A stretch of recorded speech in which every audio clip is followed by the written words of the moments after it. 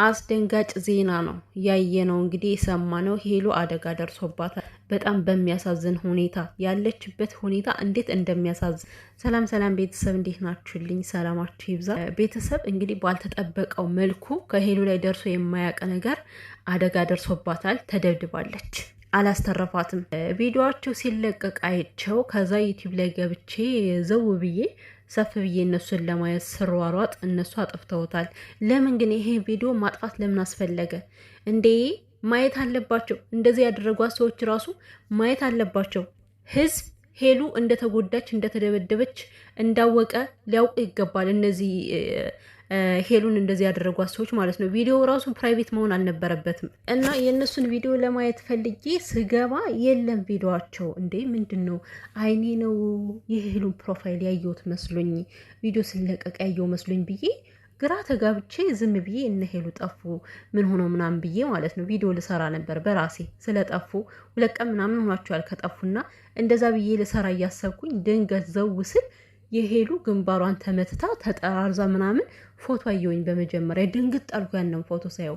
ከዛ ዞር ስል ደግሞ ለካ ቪዲዮ ቆርጠው ብዙዎች አስቀርተዋል። ለካ ትንሽ ጫፍጫፉን ቆራርጠው ማለት ነው። የተቆረጠ ቪዲዮ አየሁኝ አያለሁኝ። ያነ ቪዲዮ ሄሉ ጭራሽ መናገር ሁሉ አቅቷታል። ድቅቅ አድርገው እጇንም ግንባሯንም አላተረፏትም። እና ሄሉ እንደዛ እየተሰፈሰፈች እያለቀሰች አየዋት። ምን አድርጌ ነው እያለች እየተንሰፈሰፈች።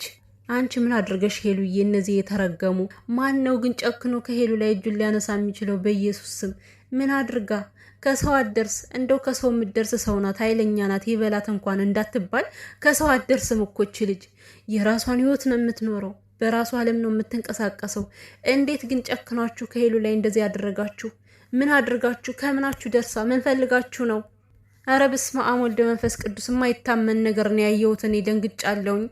ጭራሽ እኔ ሰሞኑን ምን ሆኖ ነው ጠፉ እያልኩ እያሰብኩኝ ተሰባብራ እንደዚህ ተጎድታ መጣች።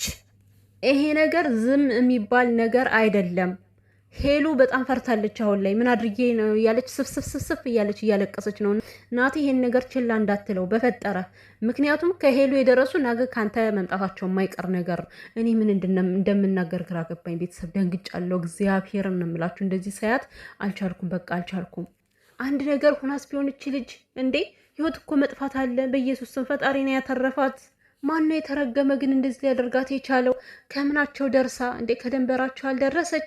ናቲን የፈለጉ ሰው ናቸው፣ ሄሉን የፈለጉ ሰው ናቸው። እኔ እኮ ግራ ገባኝ ቤተሰብ። ወይ ቪዲዮን አላየሁት፣ ጫፉን አይቼ ነው እንደዚህ የማወራው። ደንግጬ ነው በቃ ማለት ትንሽዬ ቪዲዮ አይቼ ነው። እንደገና የሄሉ ጓደኛም አለ ከነሱ ጋር፣ ይሄ ከናቲ ጋር ሲጣላ የነበረው ልጅም አለ ከነ ሄሉ ጋር። ነገሩ ዝብርቅርቅ ያለ ሆነብኝ ቤተሰብ። ግራ ገባኝ እኮ። ይሄን ነገር ችላ እንዳትሉት። እነ አሚ እነ ናቲ ችላ የሚባል ነገር አይደለም። ሄሉ አሁን ዝም ብሎ ድንገተኛ የሆነ ሐኪም ቤት ነው ያስገቧትና ማለት ነው ወደ ሌላ ሐኪም ቤት መሄድ አለባት። ግንባሯ ላይ በጣም የተጎዳች ነው የሚመስለው።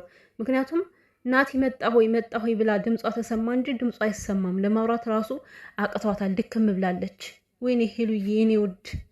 በሄሉና በናቲ የሚቀና ሰው ነው ብዬ ነው ያሰብኩት። ምክንያቱም እነሱ ከሰው የሚደርሱ ሰዎች አይደሉማ። ማንን በድለው እንዴ? ይሄን ያክል ዘመን አብረና ስንኖር እኮ አንድም ሰው እንደዚህ እኔ እንጃ በእሷ ህይወት ውስጥ እንደዚህ ተቃውሞ መጥቶ አያውቅም። እንደዚህ ሁኛለሁ ብላም እንኳን አውርታ አታውቅም ሚዲያ ላይ። እና ለመጀመሪያ ጊዜ ነው እንደዚህ አይነት አደጋ ሲደርስባት ሄሉ አሁን በደንብ ስትረጋጋ ሲሻላት ማለት ነው የምትናገረው ነገር ይኖራል። መቼም እንደዛ ሲያደርጓት የሆነ ነገር ሳይናገሩ ሳያወሩ አይደበድቧትምም፣ እሷን አደጋ አያደርሱባትም። ብቻ የያዘችው መረጃ ሊኖር ይችላል። እኛ ታረቁ ብሎን ደስ ብሎ ሌላ ነገር ስንጠብቅ ጭራሹኑ ድቅቅ አድርገው ጣሏት። ድቅቅ ያርጋችሁና በሴት ልጅ ላይ ይሄን ያክል ጭካኔ ግን ሴትን ልጅ እንደዚህ ማድረግ እንደዚህ ስብርብር ማድረግ ተገቢ ነው? ወንድነት ነው? ግን በሁለቱም የሚቀና ሰው መሆን አለብ። ሲጀመር ከየትም መጥቶ ሄሉን እንደዚህ ሊያደርጋት የሚችል ሰው የለም። የቅርብ አዋቂ የሆነ እነሱን የሚያውቅ በእነሱ የሚቀና በፍቅራቸው የሚቀና ሰው ካልሆነ ማንም ይሄን ነገር ሊያደርግ አይችልም።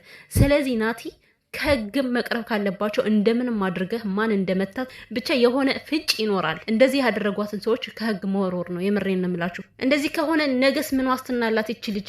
እንዳትንቀሳቀስ ሁሌም እድሜ ዘመኗን እንደፈራች እንድትኖር ሊያደርጓት እኮ ነው።